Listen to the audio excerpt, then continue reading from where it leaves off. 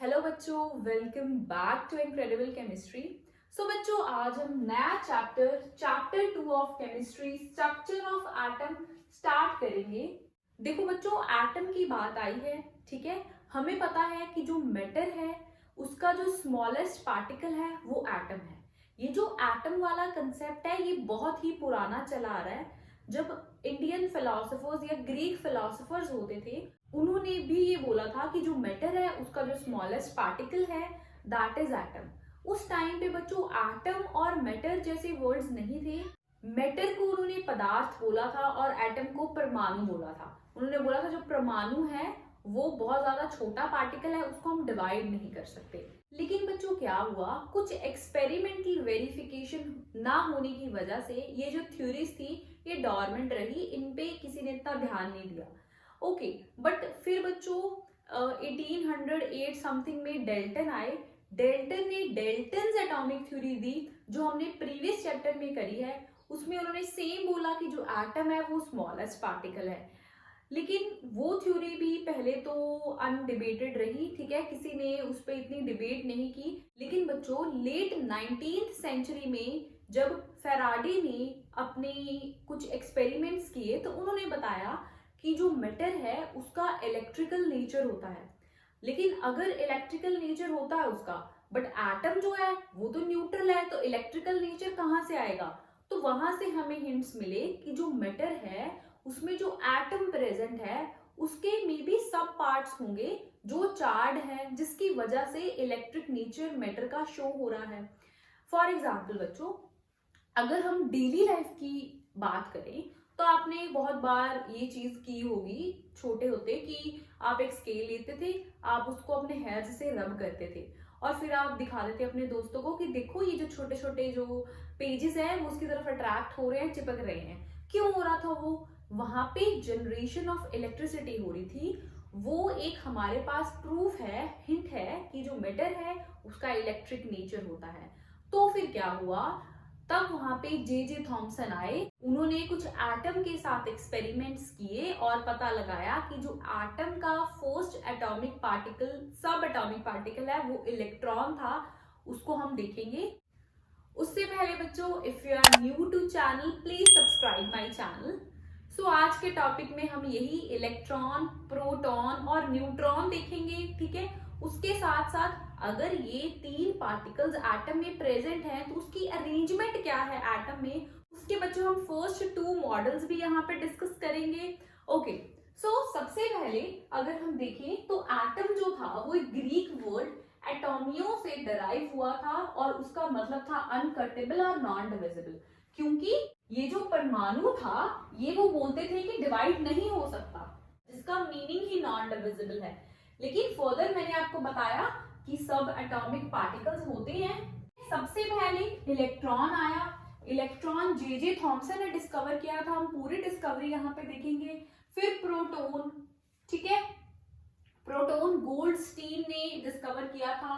और फिर न्यूट्रॉन आया, ठीक है। ये सारे डिस्कवरीज हम अभी देखते हैं। तो बच्चों फिर जे जे थॉमसन आए। जे जे थॉमसन ने ये एक्सपेरिमेंट कंडक्ट करवाया। इस एक्सपेरिमेंट का नाम है बच्चों डिस्चार्ज ट्यूब एक्सपेरिमेंट। उन्होंने क्या किया, उन्होंने एक डिस्चार्ज ट्यूब ली, ठीक है, उसके अंदर गैस फिल करी, कोई भी गैस फिल करी उन्होंने उसके अंदर। उन्होंने चेक करना था कि जो एटम्स हैं उसके कुछ सब एटॉमिक पार्टिकल्स होते हैं कि नहीं होते। तो उन्होंने कुछ उसमें गैस फिल की और उन्होंने दो कंडीशंस रखी, एक तो हाई वोल्टेज और second is low pressure. Low pressure रखा, दैट मींस यहां से वो प्रेशर रिड्यूस कर सकते हैं। यानी अगर हम जो गैस की यहाँ अमाउंट है वो कम कर दे तो प्रेशर रिड्यूस हो जाएगा, कम गैस हो जाएगी इस ट्यूब में। तो बच्चों जे जे थॉमसन ने यहाँ पे कम गैस रखी। क्यों कम गैस रखी? क्योंकि बच्चों देखो यहाँ पे अंदर सपोज करो कि आप कुछ ही पार्टिकल्स प्रेजेंट हैं, ठीक है, कुछ एटम्स एक गैस के प्रेजेंट है, ठीक है। एक एटम ये रहा, ठीक है, और दूसरा एटम ये रहा, दूर दूर एटम जैसे पड़े हैं, ठीक है। तो ये एटम जब इसके साथ आके कलाइड करेगा तो ये फास्ट स्पीड से कलाइड करेगा। अगर बहुत सारे एटम्स प्रेजेंट होंगे तो आपस में पहले इसके साथ कलाइड होगा, फिर इसके साथ कलाइड होगा, ठीक है। तो उसकी जो ये जो फास्ट स्पीड है, वेलोसिटी है, वो कम हो जाएगी। और उनका मोटिव क्या था बच्चों कि कम पार्टिकल्स गैस के रखने हैं ताकि जो पार्टिकल्स हैं वो दूर दूर रहें, और ये पार्टिकल अगर दूर दूर रहें जोर से इसको हिट करेगा और इसका जो इलेक्ट्रॉन है वो बाहर आ जाएगा। जब उन्होंने लो प्रेशर पे यहाँ पे हाई वोल्टेज लगाई तो क्या हुआ, कैथोड से कुछ रेज निकली और वो कुछ ऐसे ऐसे जाते हुए एनोड तक जा रही थी। कैथोड से निकल रही थी और एनोड तक अट्रैक्ट हो रही थी, यानी कि एनोड पॉजिटिवली चार्ज है, कैथोड से निकली है तो वो नेगेटिवली चार्ज पार्टिकल्स होंगे और उसका नाम इलेक्ट्रॉन रख दिया। यानी कि यहाँ पे नेगेटिवली चार्ज पार्टिकल की डिस्कवरी हुई जब यहाँ पे हमने लो प्रेशर और हाई वोल्टेज लगाया, ठीक है, इलेक्ट्रॉन की फॉर्मेशन होगी। तो रिजल्ट्स क्या मिले? रिजल्ट्स वो कह रहे थे बच्चों कि जो कैथोड रेज निकल रही हैं वो कैथोड से स्टार्ट हो रही हैं और एनोड तक जा रही हैं। ऐसा क्यों हो रहा है? क्योंकि नेगेटिवली चार्ज पार्टिकल है वो पॉजिटिव की तरफ अट्रैक्ट हो रहा है, ठीक है। उसके बाद उन्होंने बताया ये जो रेज हैं ये विजिबल नहीं है। विजिबल नहीं है तो उन्होंने कैसे देखा? ये देखो मैंने यहाँ पे एक फ्लोरोसेंट कोटिंग कुछ लिखा है, तो उन्होंने एनोड साइड पे एक फ्लोरोसेंट कोटिंग लगा दी थी। जब ये वाली जो स्ट्रीम ऑफ इलेक्ट्रॉन्स थी यहाँ पे पड़ी तो यहाँ से लाइट निकलती थी, ठीक है। ये जो लाइट एमिट हो रही थी उससे उन्होंने अंदाजा लगा लिया कि यहाँ पे कुछ जो रेज हैं वो पड़ रही हैं, ठीक है। ओके, लास्ट रिजल्ट उन्होंने बोला था वो बोला था उन्होंने कि कैथोड रेज जो है यानी कि ये जो इलेक्ट्रॉन्स हैं ये किसी मटेरियल ऑफ इलेक्ट्रोड या नेचर ऑफ गैस पे नहीं डिपेंड करते। यानी कि इलेक्ट्रोड यहाँ पे कौन से मटेरियल का बना है वो हमें नहीं यहाँ पे कंसर्न, उससे नेचर ऑफ गैस बच्चों हमने क्या ली है यहाँ पे उससे भी कोई फर्क नहीं पड़ता। जो इलेक्ट्रॉन्स हैं उनकी जो स्ट्रीम है वो कैथोड टू एनोड रहेगी और ये जो स्ट्रीम है इसे कैथोड रेज बोलते हैं, ठीक है। और कैथोड रेज तो क्या थे? इलेक्ट्रॉन्स थे।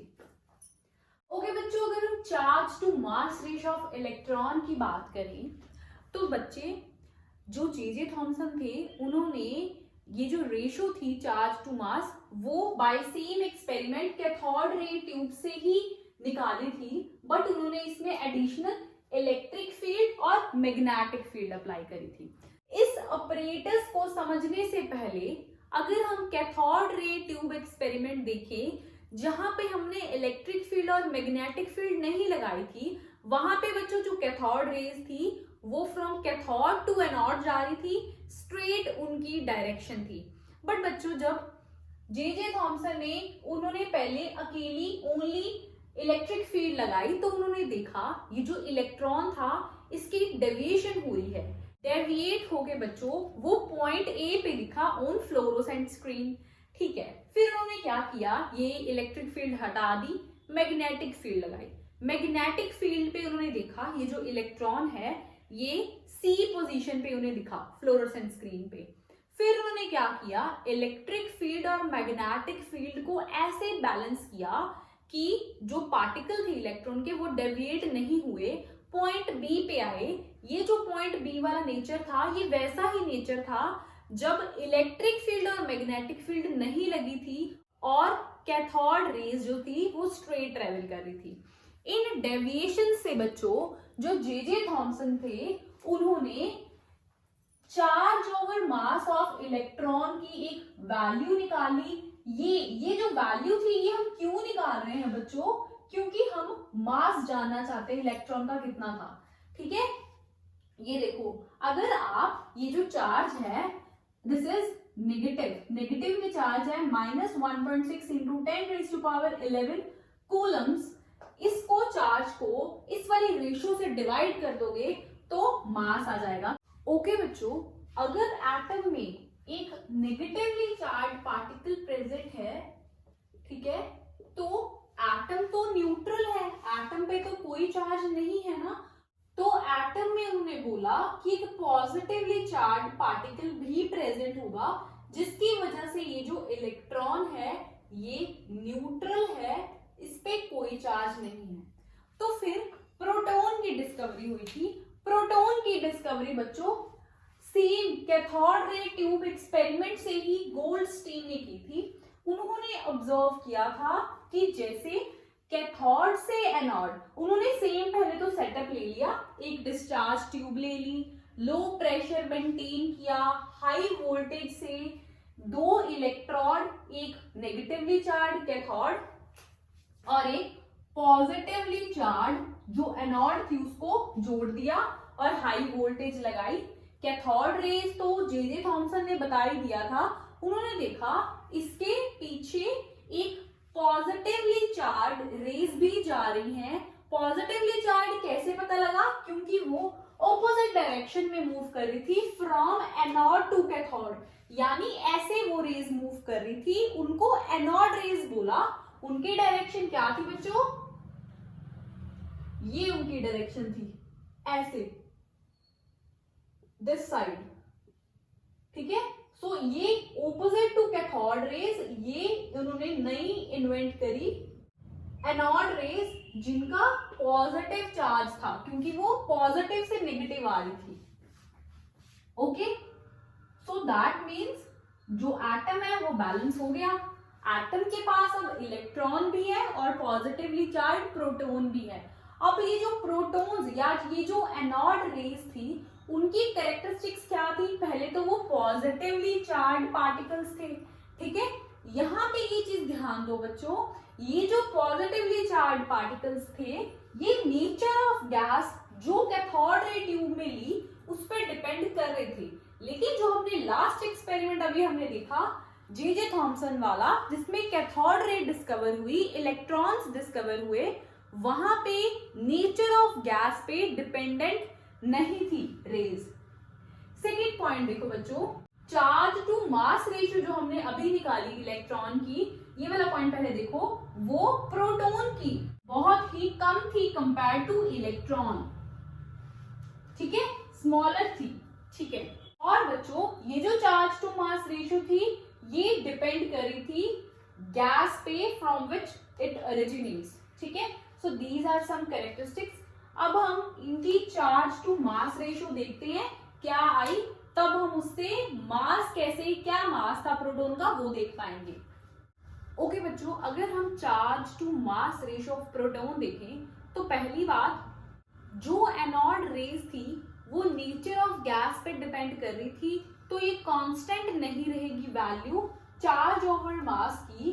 This is charge over mass, e से चार्ज है and for m it is mass, ठीक है। तो हमने हाइड्रोजन की निकाली है, हाइड्रोजन इज लाइटेस्ट एटम, ठीक है, जिसमें एक प्रोटॉन और एक इलेक्ट्रॉन रहता है, वो हम अभी पढ़ेंगे नेक्स्ट टॉपिक में। तो इसकी जो रेशियो आई थी बच्चों that was 9.58 into 10⁻⁷ coulomb per kilogram.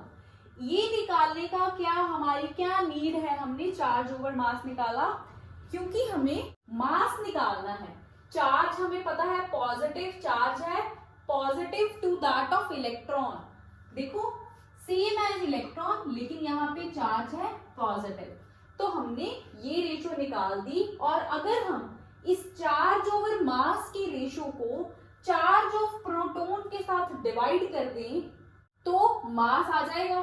So this was मास, और ये जो मास है बच्चों 1837 टाइम्स है मास ऑफ इलेक्ट्रॉन की, क्योंकि अगर आपको याद हो तो हमने इलेक्ट्रॉन में बच्चों 10⁻⁻31 kg किया था, ठीक है।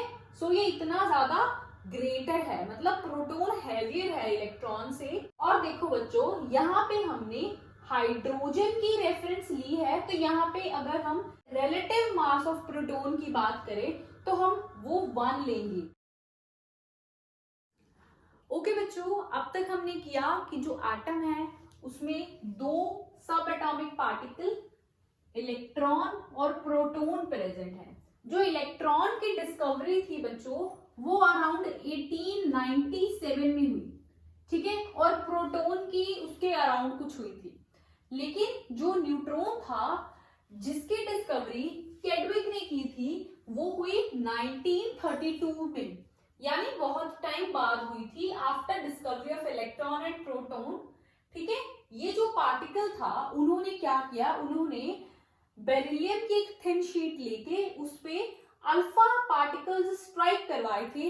अल्फा पार्टिकल हीलियम 2 पॉजिटिव के पार्टिकल्स होते हैं, ये हम आगे डिस्कस करेंगे।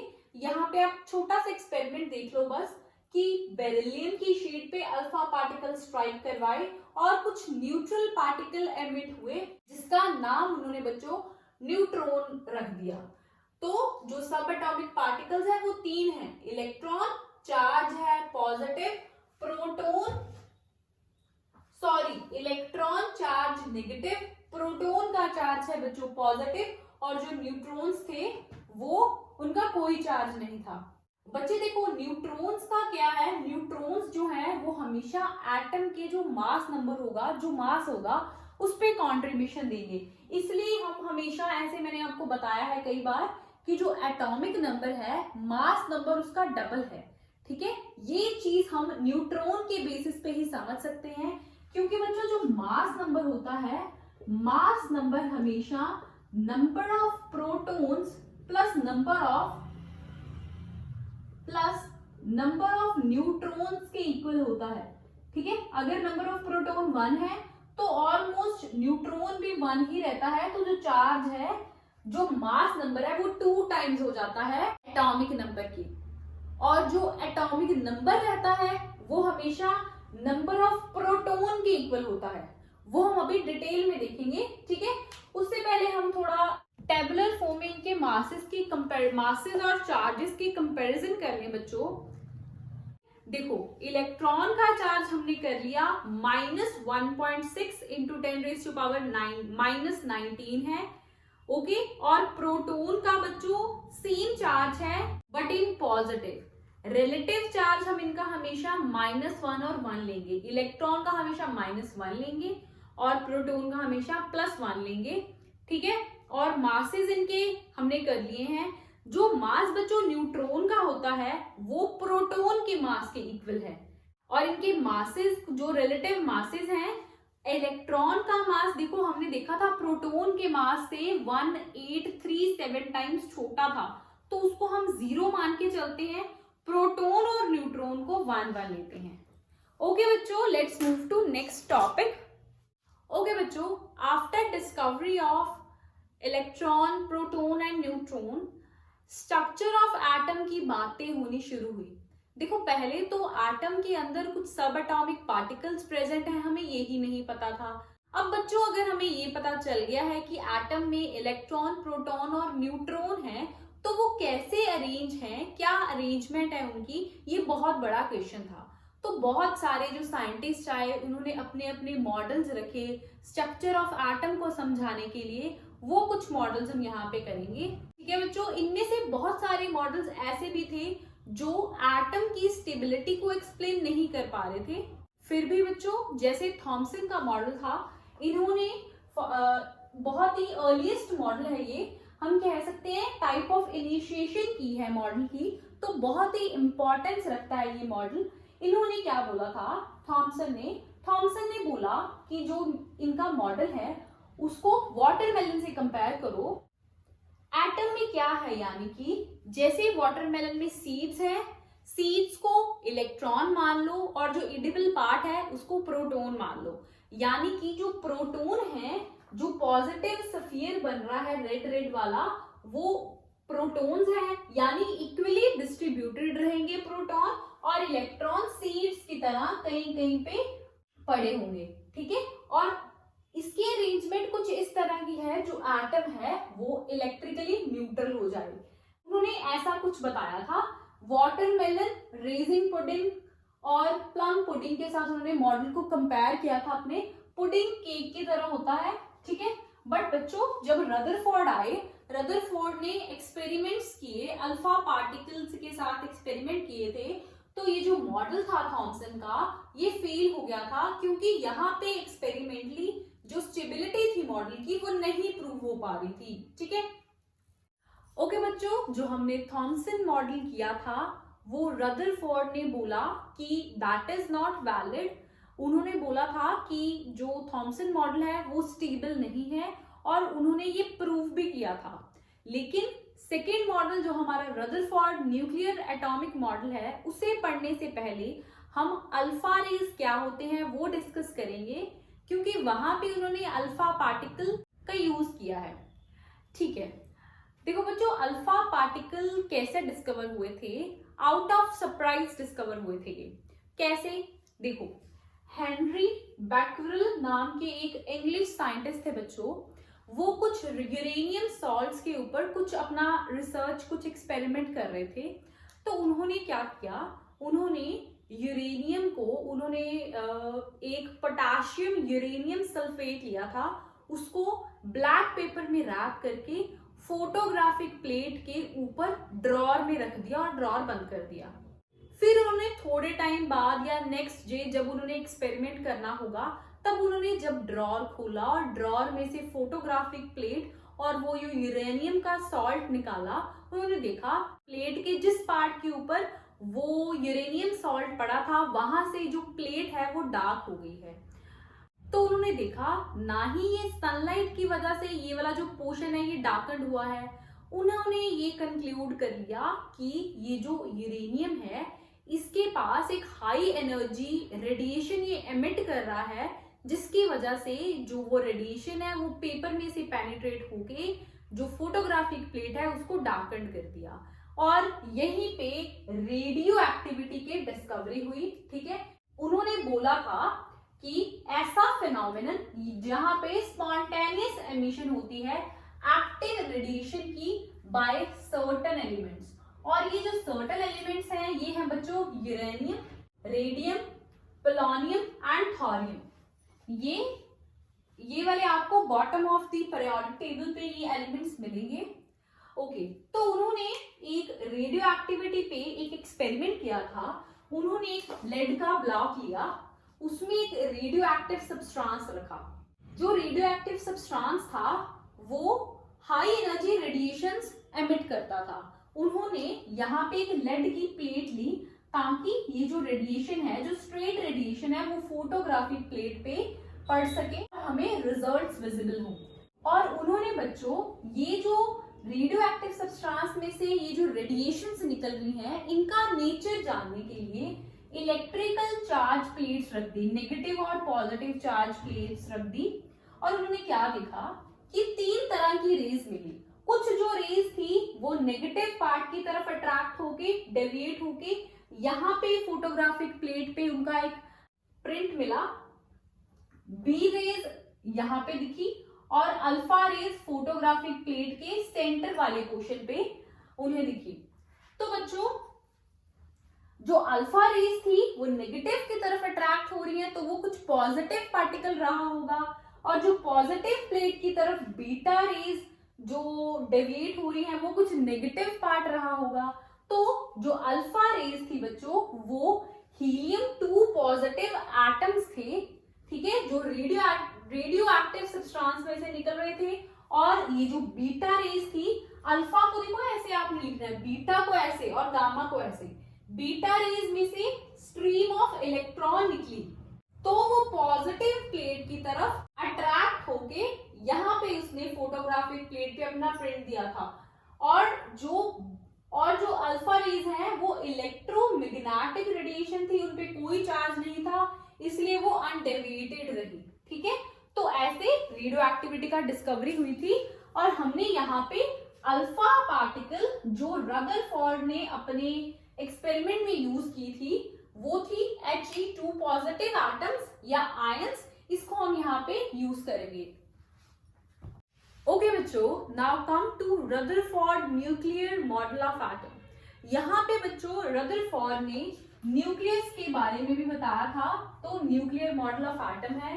लेफ्ट हैंड साइड पे बच्चों रदरफोर्ड का स्कैटरिंग एक्सपेरिमेंट है, और राइट साइड पे थॉमसन मॉडल पे वही अल्फा पार्टिकल अगर स्ट्राइक कराएं तो क्या होगा, क्या डिफ्लेक्शंस आएंगे, उसकी बात हम करेंगे। सबसे पहले रदरफोर्ड का स्कैटरिंग एक्सपेरिमेंट अगर हम समझें तो बच्चों उसने क्या किया, उसने एक वही लेड ब्लॉक लिया, उसपे उसने एक अल्फा पार्टिकल का सोर्स ले लिया। This is alpha particle source, और अल्फा पार्टिकल्स कौन से होते थे बच्चों? He2 positive ions. यहाँ पे जो चार्ज है वो 2 पॉजिटिव है और जो मास है वो 4u रहेगा। अल्फा पार्टिकल का एक सोर्स लिया, उसमें से एक रेडिएशन आई, जो बच्चों उसने क्या किया था, उसने एक ये जो मैंने ब्लू मार्कर से बनाया है वो एक गोल्ड की फॉयल है, गोल्ड की थिन फॉयल ली थी उसने और उसने सामने रख दी थी। और जो ये जो सर्कुलर फॉर्म में है ये जिंक सल्फेट है जिससे अल्फा पार्टिकल डिटेक्ट होंगे, ठीक है। और ये ऊपर एक मूवेबल माइक्रोस्कोप है, यहां से हम क्लियरली उसने विजुलाइज किया था चीजों को। ओके, तो बच्चों जब अल्फा पार्टिकल सोर्स से रेडिएशंस एमिट हुई और गोल्ड पे पड़ी तो क्या हुआ बच्चों, बहुत सारे पार्टिकल 99% ऑफ पार्टिकल्स ऐसे थे जो स्ट्रेट निकल गए विदाउट एनी डिफ्लेक्शंस। कुछ पार्टिकल्स ऐसे थे जिन्होंने डिफ्लेक्शन की, फ्यू पार्टिकल्स, और बहुत कम ऐसे पार्टिकल्स थे जो बहुत ज्यादा 180 की डिफ्लेक्शन शो करके वापस हो गए, रिफ्लेक्ट बैक हो गए। लेकिन बच्चों अगर सेम एक्सपेरिमेंट अगर हम माने कि एटम का जो स्ट्रक्चर है वो ऐसा है जैसा थॉमसन ने बताया था, तो क्या होना चाहिए था, जो बच्चों रदरफोर्ड के स्कैटरिंग एक्सपेरिमेंट में जो रेज 180 पे डिफ्लेक्ट हो रही थी, रिफ्लेक्ट बैक हो रही थी, वो यहाँ पे नहीं हो रही थी। रेज जो है रेडिएशन सीधी जा रही थी या थोड़ी थोड़ी डिफ्लेक्शन शो कर रही थी, ठीक है। यहां से बच्चे देखो, जब मैंने बोला कि आप मान लो कि 20,000 में से कुछ एक रेडिएशन ऐसी थी जो बैक यहाँ पे पड़ी और यहाँ पे ऐसे वापस रिफ्लेक्ट कर गई, यानी जो सेंटर है यहाँ पे कुछ बहुत ही हैवी मास पड़ा था, लेकिन वहां पे ऐसा कुछ नहीं था। वहां पे तो जो पॉजिटिव स्फीयर था, पॉजिटिव चार्ज था, वो यूनिफॉर्मली डिस्ट्रीब्यूटेड था, बट उसने कुछ अलग कंक्लूजन्स निकाले थे, कुछ अलग मॉडल दिया था, इसलिए जो थॉमसन मॉडल था उसकी लिमिटेशन रही, ठीक है। तो देखते हैं वो जो रदरफोर्ड ने जो कंक्लूजन दिए वो क्या थे। ओके बच्चों, तो अगर हम रदरफोर्ड मॉडल पे डिफ्लेक्शंस ऑफ अल्फा पार्टिकल देखें तो क्या हुआ, उसने एक beam of alpha particles atom के ऊपर स्ट्राइक करवाई तो 3 तरह के डिफ्लेक्शंस उसे मिले। एक ब्लैक वाली डिफ्लेक्शन, ये रेड वाली और ये डॉटेड ब्लू वाली डिफ्लेक्शंस मिली। जो बच्चे कई जो ऐसे जो पार्टिकल्स थे अल्फा पार्टिकल वो स्ट्रेट निकल गए, ठीक है, स्ट्रेट निकल गए, और that means they are undeflected particle, deflect नहीं हुए। कुछ अल्फा पार्टिकल्स बच्चों ऐसे थे जो स्मॉल एंगल के साथ उनकी डिफ्लेक्शंस होगी, जो मैंने ब्लैक वाले मार्कर से बनाया है, तो उनकी स्मॉल डिफ्लेक्शंस हुई यानी। और बहुत 20,000 में से एक पार्टिकल अल्फा पार्टिकल ऐसे था जिसकी बहुत ज्यादा डिफ्लेक्शन हो रही थी, ठीक है, 180 डिफ्लेक्शन हो रही थी, बहुत ही लार्ज डिफ्लेक्शन वापस आ रहा था वो, ठीक है। That means C corresponds to large deflection. So इस एक्सपेरिमेंट के बाद जो हमारा जो रदरफोर्ड थे उन्होंने अपना न्यूक्लियर मॉडल दिया। उन्होंने बोला बच्चों एटम का पूरा मास कंसंट्रेटेड है सेंटर में, ठीक है, और वो जो सेंटर है वो पॉजिटिव होगा और उसे उन्होंने न्यूक्लियस नाम दिया। देखो बच्चों, देखो ये जो सेंटर है ये पॉजिटिव है, ठीक है, और ये सेंटर पे कंसंट्रेटेड है पॉजिटिव चार्ज, क्योंकि देखो जो सी वाले जो पार्टिकल्स थे वो बहुत ज्यादा डिफ्लेक्शन हो रही है। तो बच्चों ये सेंटर है, इसको उन्होंने न्यूक्लियस का नाम दिया। ओके, सेकेंड उन्होंने बोला था कि जो पॉजिटिव चार्ज ऑफ न्यूक्लियस है वो प्रोटॉन्स से बना है, ठीक है। उन्होंने बच्चों ये भी बोला कि जो न्यूक्लियस है उसमें प्रोटॉन और कुछ न्यूट्रल पार्टिकल भी प्रेजेंट है, और वो न्यूट्रल पार्टिकल बच्चों न्यूट्रॉन था जो हमने लास्ट पे डिस्कवरी करी, ठीक है। और फिर प्रोटॉन प्लस न्यूट्रॉन को न्यूक्लियॉन्स बोला गया, और उसने अपने एक्सपेरिमेंट में ये भी बताया कि जो न्यूक्लियस है वो सराउंडेड है by negatively charge electrons, negatively charge electron से सराउंडेड है, ठीक है। इसी वजह से वो जो एटम है वो बैलेंस्ड रहा।